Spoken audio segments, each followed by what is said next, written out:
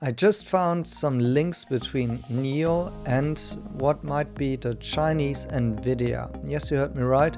And in this video, I will talk about the specifics, like what this means. By owning NIO stock, do you now hold a share in what might be the Chinese Nvidia and competitor here on the AI technology front? And what does it all mean? And how is this good or bad for NIO and so on? Now, first of all, I just found this by chance. I was just looking at what NIO Capital is invested in, and one of the companies they're invested in is called Biren Technologies. So I'm actually watching this company since quite a while because, of course, all of the context, you know what's going on with the US-China chip war, right? That famously the Biden administration is going very, very confrontational with China. They say it's about preventing access by the Chinese military to some advanced technology. But in the end, it's also about crippling Chinese economy and their access in terms of innovation, AI technology, and so on, and protecting like US companies at least. Now, what's happened is, of course, that some chips like Nvidia chips can't be delivered to China anymore without having a special approval, or Nvidia has actually also brought out some other chips that are still available in China that are spec'd down a little bit. And well, the Chinese are not standing still, and this is one of the chip makers in China is directly set out to compete. So the BR100, it's actually similarly named to the Nvidia chip here, is a GPU, a multi-purpose GPU that can be used for AI applications. And, this company is, working on some really interesting stuff here. Let's look at the Wikipedia here. So it's a fabless semiconductor design company that was founded in 2019 by previously employed Nvidia and Alibaba employees, and they have some chips that I just mentioned, the BR100, that can be aimed at artificial intelligence and high performance computing, so possibly also for crypto or other GPU applications, of course. Interestingly here, as a result of the US sanctions in October 2022, the export of advanced computing device and manufacturing materials, Biren's contracted semiconductor manufacturer TSMC halted all manufacturing for the company's products because of the legal sanctions that I just pointed out. And Biren reportedly started to modify their BR100 GPUs in order to comply with the sanctions. Because the case is here that, these are just some other articles here, that not only did Nvidia cripple their the chips in order to bring out lower power chips that they can still export to China, but also Biren did actually do the same in order to can still actually supply some of these chips to the industry. And this chip was really pitched at a very similar spec to the Nvidia chip.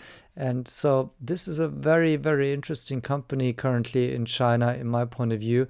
And the fact that NIO is owning a stake in this company is very, very interesting, in my point of view. For once, because they are able to get access in order to invest in such kind of a company. By the way, I don't know how much of a stake they have in it. I need to research that.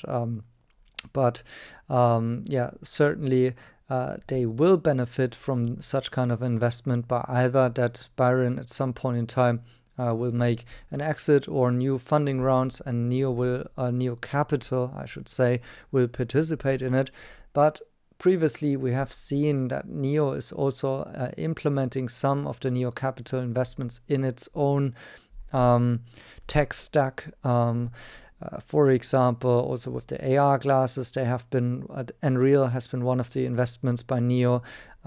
We've seen some Hong Kong IPOs. We've seen just recently that Black Sesame, I think, also applied for an IPO, which is also a chip maker in the area of autonomous driving.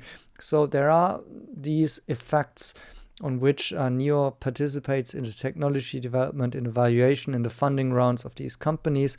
And what could they do with that? Well, they could, of course, have their own training centers, for example, for running the image processing and the AI applications geared towards autonomous driving based on these chips.